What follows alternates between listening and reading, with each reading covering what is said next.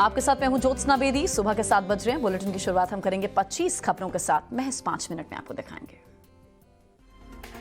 अलग अलग राज्यों के साथ ही दिल्ली भी कोरोना के मामले में लगातार तेज रफ्तार दिल्ली में देखी गई है। राजधानी में 24 घंटे में कोरोना के 4099 केस दर्ज किए गए, जो कि बीते दिन के मुकाबले 28% ज्यादा है। दिल्ली के साथ ही देश की आर्थिक राजधानी मुंबई में भी कोरोना की स्पीड बढ़ने लगी है। मुंबई के स्कूल में पहली से लेकर 9वीं तक और 11वीं की क्लासेस को भी एहतियातन बंद कर दिया गया है। मुंबई में एक क्रूज पर 66 लोग कोविड पॉजिटिव पाए गए। कोरोना के मामलों में बढ़ोतरी को देखते हुए बिहार में आज डिजास्टर मैनेजमेंट ग्रुप की बैठक होगी, जिसके बाद राज्य में कोरोना को लेकर कुछ और पाबंदियां लगाई जा सकती हैं। साथ ही नीतीश कुमार के जनता दरबार में शामिल होने वाले 6 लोग पॉजिटिव पाए गए। टीनेजर्स को दी जा रही है वैक्सीन को एक्सपायर बताने वाली खबरों का केंद्र सरकार ने खंडन कर दिया है। इसे भ्रामक करार दिया। 15 से 18 साल के बच्चों का वैक्सीनेशन कल से शुरू हुआ है, तेजी से आगे बढ़ रहा है। 3 जनवरी को 41 लाख बच्चों का टीकाकरण हो चुका है। देश में अब बच्चों को भारत बायोटेक के इंट्रानेजल वैक्सीन देने पर भी विचार किया जा रहा है। इसको लेकर DCGI एक्सपर्ट कमेटी के सदस्यों के साथ आज मीटिंग होगी। यह बैठक आज दोपहर में होनी है। पीएम मोदी आज पूर्वोत्तर के दौरे पर जाने वाले हैं। प्रधानमंत्री मणिपुर और त्रिपुरा का दौरा करेंगे। यहां पीएम 4800 करोड़ रुपए से ज्यादा की 22 परियोजनाओं की सौगात देंगे। पीएम महाराजा बीर बिक्रम हवाई अड्डे पर नई टर्मिनल बिल्डिंग का उद्घाटन भी करेंगे। अमेठी से सीएम योगी आदित्यनाथ ने राहुल गांधी पर हमला बोलते हुए कहा, हिंदुत्व को ना समझने वाले राहुल के पूर्वज एक्सीडेंटल हिंदू थे, इसलिए वो देश और अमेठी के साथ एक्सीडेंटल काम करते रहे। कांग्रेस नेता रणदीप सुरजेवाला ने कहा कि वो खुद एक्सीडेंटल योगी हैं और इंटरनेशनल भोगी हैं। आज सीएम योगी आदित्यनाथ का लखनऊ, अलीगढ़, सहारनपुर का मैराथन दौरा है। अलीगढ़ और देवबंद को कई विकास परियोजनाओं की सौगात योगी देंगे। इसके साथ ही ग्राम जड़ौदा जट में जनसभा को भी संबोधित करेंगे। अखिलेश यादव 8 और 9 जनवरी को 2 दिन के अयोध्या दौरे पर जाएंगे। 8 जनवरी को शाम को पहुंचने के बाद वहां सर्किट हाउस में रुकेंगे। अखिलेश यादव 9 जनवरी को रथ यात्रा के साथ ही 5 विधानसभा में रथ यात्रा के जरिए रोड शो भी कर सकते हैं। सिद्धू ने बरनाला में रैली के दौरान ऐलान करते हुए कहा कि चुनाव में जीत पर कांग्रेस घरेलू महिलाओं को 2000 रुपए प्रति महीना देगी और सरकार की तरफ से 8 LPG सिलेंडर भी मुफ्त दिए जाएंगे। इस पर राघव चड्ढा, जो आम आदमी पार्टी के नेता हैं, उन्होंने पलटवार करते हुए कहा कि कांग्रेस हमारे वादों का मजाक बनाती है, लेकिन वही कर रही है। पंजाब कांग्रेस में काला थमने का नाम नहीं ले रही है। सिद्धू के बयानों से तंग आकर रंधावा ने गृह मंत्रालय छोड़ने की पेशकश की है। रंधावा ने कहा कि जब से मुझे गृह मंत्रालय मिला है, सिद्धू नाराज चल रहे हैं। सिद्धू को गृह मंत्रालय अगर चाहिए तो मैं 1 मिनट में उनके चरणों में रख दूंगा। राजस्थान में भ्रष्टाचार के मुद्दे पर फिर से गहलोत सरकार की किरकिरी हुई है। पत्रकारों से बात करते हुए मुख्यमंत्री अशोक गहलोत ने कहा, भ्रष्टाचार सब जगह है, क्या गारंटी है मेरे अधीन आने वाले डिपार्टमेंट में भी भ्रष्टाचार ना हो। लद्दाख में LAC पर सैटेलाइट तस्वीरों से खुलासा हुआ है कि चीनी सैनिक पैंगोंग लेक के अपने वाले हिस्से में एक पुल बना रहा है। LAC के करीब ये निर्माण करीब 2 महीने से चल रहा है। ये पुल पैंगोंग झील के उत्तरी और दक्षिणी किनारों को जोड़ेगा। चीन की सीमा पर बढ़ती दखल के बाद ओवैसी के संसद का विशेष सत्र बुलाने की मांग AIMIM सांसद असदुद्दीन ओवैसी ने ट्वीट करते हुए इस मामले को गंभीर बताया और संसद का विशेष सत्र बुलाकर चर्चा की मांग की है। केंद्र सरकार ने सुप्रीम कोर्ट से नीट PG मामले में सुनवाई के लिए अपील की है। केंद्र की ओर से सॉलिसिटर जनरल तुषार मेहता ने कोर्ट से कहा है, मामले की अर्जेंसी को देखते हुए मंगलवार को ही सुनवाई की जाए। हालांकि पहले से ही मामले पर सुनवाई के लिए 6 जनवरी की तारीख तय है। मुंबई के चर्चित ऑफिसर समीर वानखेड़े का अब NCB से तबादला हो गया है। समीर वानखेड़े को DRI में वापस भेजा गया है। दावा किया जा रहा है कि कई आरोपों की जांच कर रही है विजिलेंस टीम और समीर वानखेड़े के ट्रांसफर से ये प्रभावित नहीं होगी। वहीं जम्मू कश्मीर में सुरक्षा बलों को कल बड़ी कामयाबी हाथ लगी। श्रीनगर में शालीमार गार्डन इलाके में ही 2 अलग अलग एनकाउंटर में सुरक्षा बलों ने लश्कर के टॉप कमांडर समेत 2 आतंकियों को ढेर किया। लश्कर के टॉप कमांडर को मार गिराने के बाद सेना के जवानों ने भारत माता की जय के नारे लगाए। मेरठ के चोर बाजार पर सरकार की सख्ती का असर देखने को मिल रहा है। व्यापारी अब चोरी के सामान छोड़कर मुख्य धारा में लौट आए हैं, कपड़े बेच रहे हैं। तस्वीरें आप देख भी रहे हैं, जूते भी बेचे जा रहे हैं। कबाड़ियों ने यहां पोस्टर लगाकर चोरों को चेतावनी दी कि कोई भी चोरी का काम करेगा तो पुलिस को बता दिया जाएगा। सीएम नीतीश कुमार की जनता दरबार में एक रेप पीड़िता ने बिहार के DGP पर गंभीर आरोप लगाए। पीड़िता ने कहा, बिहार के DGP कहते हैं लड़कियां लड़कों को रेप के लिए उकसाती हैं। पीड़िता ने सीएम नीतीश कुमार के सामने बिहार के DGP के बयान पर आपत्ति जाहिर की। राजस्थान में कुछ भूमाफियाओं ने एक महिला और उसके घर वालों के साथ मारपीट की है। पाली में बदमाशों ने महिला और उसके परिजनों पर लाठी, पत्थर और डंडों से हमला किया। जब महिला के परिजनों ने भागने की कोशिश की, उसे भगाने की कोशिश की, तो भूमाफियाओं ने हमला किया, सभी को जख्मी कर दिया। नोएडा में एक मासूम की रेप और हत्या के केस में पुलिस ने आरोपी को गिरफ्तार कर लिया है। नोएडा पुलिस ने 55 साल के शख्स को गिरफ्तार किया, जिस पर आरोप है उसने 3 साल की मासूम की रेप के बाद हत्या कर दी थी। अमेरिका में भारी बर्फबारी का दौर जारी है। यहां कैपिटल हिल बिल्डिंग बर्फबारी की चादर से ढकी हुई नजर आई है। बर्फबारी के बाद रास्ते से बर्फ हटाने के लिए क्रेन का सहारा लेना पड़ा। सर्दी बढ़ने से लोगों को काफी दिक्कतें हो रही हैं। हिमाचल प्रदेश के रोहतांग में भारी बर्फबारी का दौर जारी है। यहां सोमवार को कई फीट तक बर्फबारी दर्ज की गई। ड्रोन के जरिए ली गई तस्वीरों में पूरा इलाका बर्फ से ढका हुआ दिखा। रोहतांग की झील भी बर्फ से जम चुकी है। सऊदी अरब के ताबुक शहर में भी इन दिनों भारी बर्फबारी का दौर जारी है। यहाँ कई बीते दिनों से हम देख रहे हैं जमकर बर्फबारी हो रही है। पूरा रेगिस्तानी इलाका बर्फ की चादर से ढक गया है। यहाँ ठंड ने भी पिछले कई साल के रिकॉर्ड तोड़ दिया है। जोहान्सबर्ग में खेले जा रहे दूसरे टेस्ट मैच के पहले दिन भारत 202 रन बनाकर ऑल आउट हो गया। केएल राहुल ने सबसे ज्यादा 50 रन बनाए। अपनी पहली पारी में दक्षिण अफ्रीका ने 1 विकेट के नुकसान पर 35 रन बनाए। भारत पहला टेस्ट जीत चुका है।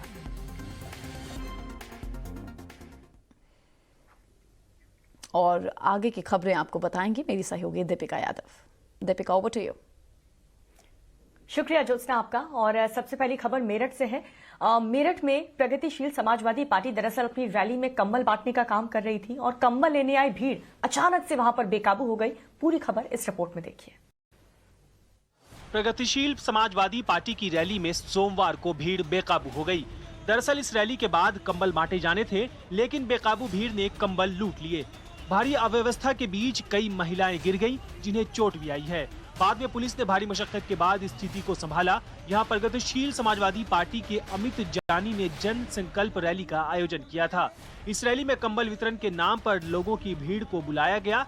रैली के बाद जब कंबल बांटने का नंबर आया तो भीड़ बेकाबू हो गई।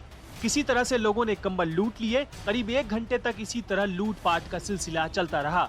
कंबल पाने की आस में महिलाएं भी भीड़ में घुस गईं और भीड़ में दब गईं।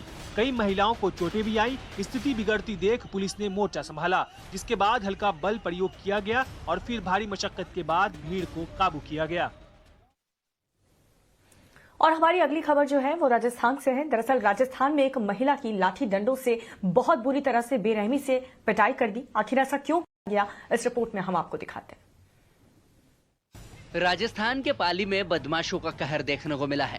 जानकारी के मुताबिक यहां कुछ भूमाफिया ने एक महिला और उसके घर वालों के साथ मारपीट की थी। वहीं इस घटना का जब वीडियो वायरल हुआ तो पुलिस मौके पर पहुंची और मामले की जांच शुरू की। मामला औद्योगिक थाना इलाके का बताया जा रहा है। पुलिस के मुताबिक भूमाफिया ने महिला और उसके परिजनों पर लाठी, पत्थर और डंडों से हमला किया। मारपीट के जवाब में जब महिला के परिजनों ने भूमाफिया को पत्थर मारकर भगाने की कोशिश की तो भूमाफिया ने उन पर हमला और तेज कर दिया। इस मारपीट में महिला और उसके परिजन बुरी तरह से घायल हो गए। जानकारी के मुताबिक मारपीट के बाद भूमाफिया मौके से फरार हो गए। पुलिस अब इस मामले में आरोपियों की तलाश में जुटी हुई है। और हमारी अगली खबर राजस्थान से है। दरअसल राजस्थान के विभागों में जो भ्रष्टाचार फैला हुआ है उसको लेकर के अशोक गहलोत ने बेहद ही इररिस्पॉन्सिबल स्टेटमेंट दिया है। देखिए रिपोर्ट। राजस्थान के मुख्यमंत्री अशोक गहलोत ने शिक्षा विभाग में ट्रांसफर को लेकर लेन देन पर सफाई दी है। गहलोत ने कहा है कि भ्रष्टाचार सब जगह है। क्या गारंटी है कि मेरे अधीन आने वाले डिपार्टमेंट में भ्रष्टाचार नहीं होगा? नहीं, जनरल बात पूछी, हर विभाग में होता है। शिक्षा विभाग की बात नहीं थी। हर विभाग, इस जो पोर्टफोलियो मेरे पास होते हैं तो क्या मैं गारंटी ले सकता हूँ कि वहाँ कोई करप्शन होता ही नहीं होगा? होता है। वो लोग अपने लोग हैं, बाहर के लोग तो है नहीं, कोई विदेशी थोड़ी है वो लोग कोई। तो ये तो चलता रहता है। गहलोत जयपुर प्रेस क्लब में मीडिया से बात कर रहे थे। भ्रष्ट अफसरों के खिलाफ केस चलाने की मंजूरी नहीं मिलने के सवाल पर गहलोत ने कहा, कई बार हमें भी लगता है कि अभियोजन स्वीकृति नहीं मिलती। एसीबी में केस दर्ज होने के बाद अभियोजन स्वीकृति देना या नहीं देना संबंधित विभाग पर निर्भर करता है। और हमारी जो अगली रिपोर्ट है वो बिहार से है। बिहार के सीएम नीतीश कुमार के सामने एक रेप पीड़िता ने बेहद ही गंभीर आरोप लगाए हैं। राज्य के एक डीजीपी के ऊपर ही रेप पीड़िता ने क्या कुछ कहा है, आपको सुनाते हैं। बिहार में एक रेप पीड़िता ने डीजीपी पर बड़ा आरोप लगाया है। पीड़िता ने बिहार के डीजीपी एस.के. सिंघल के उस बयान पर आपत्ति जताई है जिसमें उन्होंने कहा था कि लड़कियां लड़कों को रेप के लिए उकसाती हैं। सर, हम एक रेप विक्टिम है। क्या समस्या है? सर, समस्या ये है कि हम डीजीपी डीएम हर जगह घूम के थक चुके हैं, लेकिन मेरी आयु ना तो मेरा फोन उठाती है, ना हमको केस का कोई जानकारी देती है। डीजीपी बोलते हैं लड़कियां। केस क्या हुआ? केस बताइए। रेप केस हुआ सर रूपसपुर थाना में। रूपसपुर थाना में क्या कार्रवाई हुई? रूपसपुर थाना में फोन करते हैं तो बोलते हैं आईओ से बात कीजिए। आईओ कभी फोन नहीं उठाती। बात क्या हुई? केस बताइए ना, क्या मामला क्या है? मामला क्या है? सर, रेप केस है। रेप का केस है? सर, डीजीपी बोलते हैं कि लड़कियां लड़कों को प्रोवोक करती हैं। आपको बता दें कि बिहार के सीएम नीतीश कुमार ने जनता दरबार लगाया हुआ था जिसमें पीड़िता अपनी शिकायत लेकर पहुंची थी और उसने सीएम नीतीश कुमार के सामने ही बिहार के डीजीपी के बयान पर आपत्ति जाहिर की है।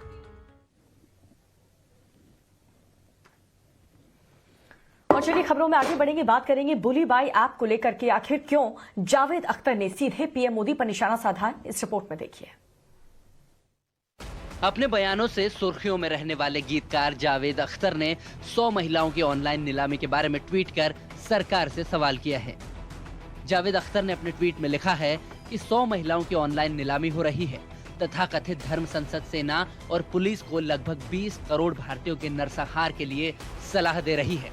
मैं हर एक की चुप्पी, खास तौर पर प्रधानमंत्री की चुप्पी से हैरान हूँ। क्या यही है सबका साथ?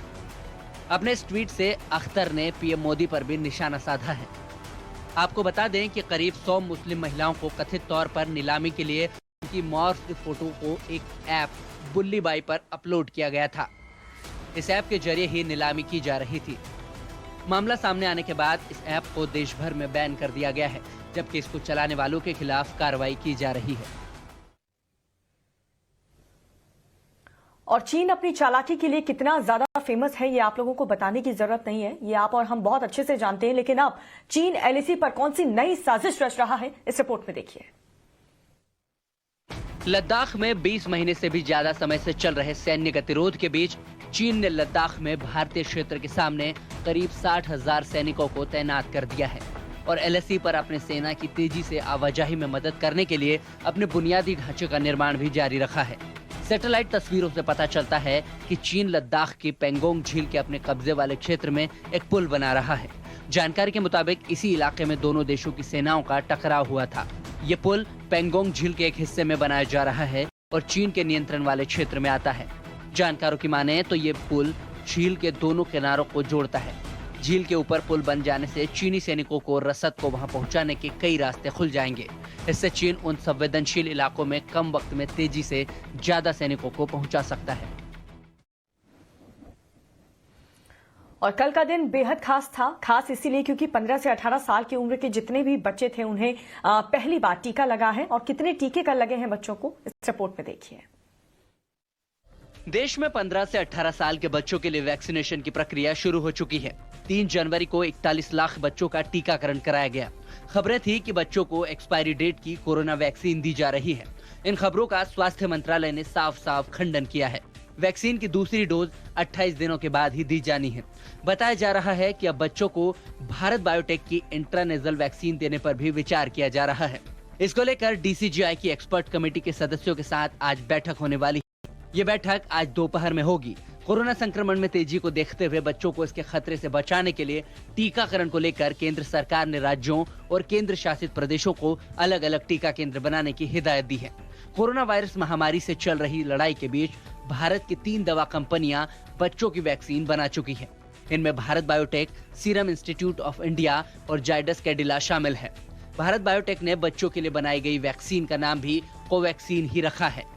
बता दें कि drug controller general of India यानी कि डीसीजीआई ने शनिवार को ही भारत बायोटेक की कोवैक्सीन को 15 से 18 साल के बच्चों के लिए मंजूरी दी है। और चलिए अब आपको बता देते हैं कि देश के अलग अलग राज्य में, अलग अलग शहरों में कोरोना को लेकर के क्या हालात हैं, कितनी तेजी से ये संक्रमण फैलता जा रहा है, इस रिपोर्ट में देखिए। पूरे देश में कोरोना का कहर जारी है। इस बीच देश की राजधानी दिल्ली में कोरोना के 4099 नए केस सामने आए हैं। बीते 24 घंटों में 28% ज्यादा है। देश की राजधानी दिल्ली में संक्रमण की दर 6.46% को पार कर गई है। दिल्ली के स्वास्थ्य मंत्री सत्येंद्र जैन ने बताया कि कोरोना के कुल केस में से 81% केस में कोरोना के लक्षण पाए गए हैं। वहीं देश की आर्थिक राजधानी मुंबई में 1 से लेकर 9वीं तक और 11वीं की कक्षाओं को एहतियातन बंद कर दिया गया है। दूसरी तरफ एक क्रूज में 2000 से ज्यादा यात्री मुंबई से गोवा जा रहे थे, जिनमें 66 लोगों में कोरोना के लक्षण पाए गए हैं। अगर बिहार की बात करें तो यहाँ सीएम नीतीश कुमार के जनता दरबार में शामिल हुए 6 लोग कोरोना पॉजिटिव हो गए हैं। पटना के एनएमसीएच में भी पिछले 72 घंटों में 159 डॉक्टर्स कोरोना पॉजिटिव पाए गए हैं। और कोरोना का नया वेरिएंट ओमाइक्रॉन को लेकर के भी हर तरफ चिंता बनी हुई है और सिर्फ देश ही नहीं बल्कि पूरी दुनिया में कोरोना के इस नए वेरिएंट को लेकर के चर्चा की जा रही है। क्या हालात हैं हर तरफ, इस रिपोर्ट में आपको दिखाते हैं। दुनिया भर में ओमाइक्रॉन का खतरा बढ़ता जा रहा है। साउथ कोरिया ने सोमवार को एक बयान में माना है कि सियोल में ओमाइक्रॉन वेरिएंट से एक संक्रमित व्यक्ति की मौत हो गई है। एक रिपोर्ट के मुताबिक साउथ अफ्रीका में पाए जाने वाले ओमाइक्रॉन वायरस कम घातक हैं और इस वायरस से ग्रसित होने वाले लोगों को अस्पताल में भर्ती कराने की नौबत कम ही आ रही है। खबर है कि अमेरिका के रक्षा मंत्री लॉयड ऑस्टिन भी कोरोना से संक्रमित हो गए हैं। ऑस्टिन ने बयान जारी कर बताया कि रविवार को कुछ लक्षण नजर आने के बाद उनका टेस्ट करवाया गया था, जिसमें वो कोरोना पॉजिटिव मिले हैं। अरब देशों में तमाम सख्ती के बावजूद कोरोना वायरस से संक्रमण के मामले तेजी से बढ़ने लगे हैं। सऊदी अरब में 24 घंटे में 1000 से ज्यादा केस सामने आए हैं। दूसरी तरफ यूएई में यह आंकड़ा 2500 के करीब पहुंच गया है। खबर है कि फ्रांस की सरकार वैक्सीन न लगाने वालों पर जुर्माना लगाने पर विचार कर रही है। और मेरठ के सोतीगंज बाजार पर बैन लगने के बाद वहां के जो व्यापारी हैं वो किस तरीके से गुजर बसर कर रहे हैं, इस रिपोर्ट में आपको दिखाते हैं। उत्तर प्रदेश के सीएम योगी आदित्यनाथ की तरफ से मेरठ के सोतीगंज पर बैन लगाने की घोषणा के बाद अब यहां के व्यापारी जूते और कपड़े बेच रहे हैं। कुछ दिनों पहले अपने एक भाषण में पीएम मोदी ने इस बाजार का जिक्र किया था और कहा था कि इस बाजार में चोरी की गाड़ियां कटने के लिए आती हैं। लेकिन अब सोतीगंज बाजार के कबाड़ियों पर मेरठ पुलिस लगातार शिकंजा कस रही है और अब तक मेरठ पुलिस ने 35 से ज्यादा वाहन माफियाओं के खिलाफ गैंगस्टर एक्ट की कार्रवाई की है और लगभग 55 करोड़ के आसपास की संपत्ति को कुर्क कर लिया गया है। कबाड़ियों की आलीशान कोठियों और संपत्ति पर अब पुलिस का पहरा है। और नोएडा में एक मामले को लेकर के मासूम से रेप करने के आरोप में 55 साल के एक बुजुर्ग को गिरफ्तार कर लिया गया है। नोएडा पुलिस ने एक बच्ची की रेप और हत्या के मामले में एक 55 साल के शख्स को गिरफ्तार किया है। आरोप है कि बच्ची अपनी बुजुर्ग दादी के अवैध संबंध में बाधा बन रही थी, जिसके बाद उस 3 साल की मासूम की उसकी दादी के प्रेमी ने हत्या कर दी। मामला दिल्ली से सटे नोएडा के फेज 2 इलाके मेनका का है। पुलिस का कहना है कि हत्या करने से पहले मासूम बच्ची के साथ दुष्कर्म भी किया गया था। डीसीपी हरीश चंद्र ने बताया कि 28 दिसंबर को एक निर्माणाधीन मकान में 3 वर्षीय बच्ची मृत अवस्था में मिली थी। बच्ची की दादी ने 25 दिसंबर को थाना फेज 2 में रिपोर्ट दर्ज कराई थी कि वो घर से लापता है। और चलिए रुक करेंगे इस वक्त की बड़ी खबर का। सोमवार को श्रीनगर में शालीमार नगर में 2 अलग अलग जगहों पर एनकाउंटर हुए हैं। इस वक्त की बड़ी खबर आपको बता रहे हैं, जिसमें शालीमार गार्डन इलाके में ही 2 अलग अलग एनकाउंटर हुए हैं और इसमें सुरक्षा बलों ने लश्कर के टॉप कमांडर समेत 2 आतंकियों को ढेर कर दिया है। पहला एनकाउंटर शालीमार गार्डन इलाके में ही हुआ, जहां पर लश्कर के टॉप कमांडर को मार गिराया गया। बड़ी सफलता सुरक्षा बलों को मिली है और इससे 3 किलोमीटर की दूरी पर ही दूसरा ऑपरेशन भी चलाया गया, जिसमें देर रात एक और आतंकी को ढेर कर दिया गया है। दिन में हुए ऑपरेशन में लश्कर के टॉप कमांडर को मार गिराने के बाद सेना के जवानों ने भारत माता की जय के नारे भी लगाए।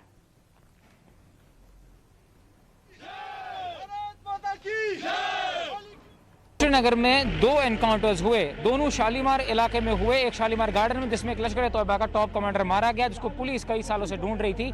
आपको दिखा दें कि ये दूसरी वो जगह है, स्पॉट है, जहां पर सुरक्षा बल अभी भी मौजूद हैं और यहां पर जो है दूसरा ऑपरेशन लॉन्च किया गया था। जब पहला गन फाइट हुआ था शालीमार गार्डन में, जिसके बाद ये दूसरा गन फाइट जो है उसके कुछ ही दूरी पर एक इलाके में हुआ था, जो कि करीब 3 किलोमीटर वहां से दूर है। शालीमार का ही हालांकि इलाका है और उसमें भी पुलिस ने कहा है कि उन्होंने एक मिलिटेंट को जो है मार गिराया। अभी भी सीआरपीएफ और जम्मू कश्मीर पुलिस के आला अधिकारी यहाँ पर स्पॉट पर मौजूद हैं और लगातार इस सिचुएशन को मॉनिटर करे हुए हैं। लेकिन खबर यही है कि 2 मिलिटेंट को जो है 2 गन फाइट्स में जो है मारा गया है। कैमरा पर्सन शफीक मलिक के साथ ईशान वानी, टाइम्स ऑन भारत। और चलिए अब आपको रोहतांग की तस्वीरें दिखा। रोहतांग में जबरदस्त बर्फबारी हुई है, नजारा बेहद खूबसूरत है, लेकिन जो वहां के स्थानीय लोग हैं उन्हें कई तरीके की परेशानी उठानी पड़ रही है। और सिर्फ रोहतांग ही नहीं, कई ऐसे पहाड़ी इलाके हैं जहां पर जमकर बर्फबारी हो रही है। ये तस्वीरें आपको दिखा रहे हैं ड्रोन से कैप्चर की गई ये तस्वीरें हैं, जो पूरे इलाके की तस्वीर आपको दिखा रही है, जहां पर हर तरफ, जहां तक आपकी नजर जाएगी, हर तरफ आपको बर्फ ही बर्फ नजर आएगी। हालांकि सैलानी भी यहां पर भारी तादाद में पहुंचे हैं इस मौसम का, इस स्नोफॉल का लुत्फ उठाने के लिए। लेकिन इसी स्नोफॉल की वजह से, इसी बर्फबारी की वजह से जो निचले इलाके हैं, जो जमीन के इलाके हैं, वहां पर ठंड बहुत ज्यादा बढ़ गई है। और बीते कई दिनों से अगर बात करें तो ठंडी हवाएं भी चल रही हैं, जिस वजह से तापमान में भारी गिरावट दर्ज किया गया है। हिमाचल के रोहतांग की फिलहाल ये तस्वीर आपको दिखा रहे हैं, जहां पर जमकर बर्फबारी हुई है। कोई भी ऐसा जगह, आपको ऐसी जगह नहीं मिलेगी जहां पर बर्फ ना हो, हर तरफ बर्फ ही बर्फ आपको नजर आएगी। ये जो गाड़ियां वहां पर पार्क की गई हैं, जो सैलानी यहां पर भारी तादाद में स्नोफॉल को एंजॉय पहुंचे हैं, उनकी गाड़ियों के ऊपर भी बर्फ की मोटी परत जम चुकी है। तो ड्रोन के माध्यम से ये पूरी तस्वीर आपको दिखा रहे हैं पूरे इलाके की।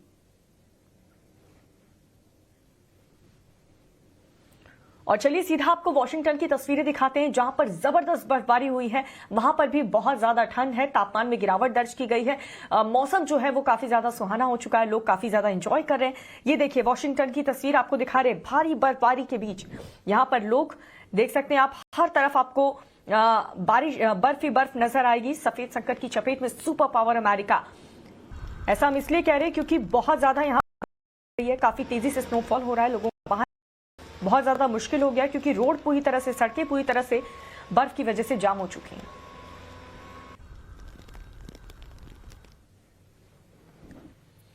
तो वॉशिंगटन की तस्वीरें आपने देखी, वहां पर भी जबरदस्त बर्फबारी हुई है। तापमान जो है वो काफी नीचे आ चुका है। लोग काफी ज्यादा खुश हैं स्नोफॉल की वजह से, क्योंकि बेसब्री से लोग इंतजार कर रहे थे। ये देखिए तस्वीर आपको दिखा रहे हैं ताबुक, सऊदी अरब की, जहां पर जबरदस्त बर्फबारी हुई है। हर तरफ जहां तक आपकी नजर जाएगी आपको बर्फ ही बर्फ नजर आएगा। टेम्परेचर काफी ज्यादा कम है, यहां पर लोग अपने घर से बाहर नहीं निकल पा रहे, क्योंकि जो सड़क है वहां पर भी बर्फ जम चुकी है।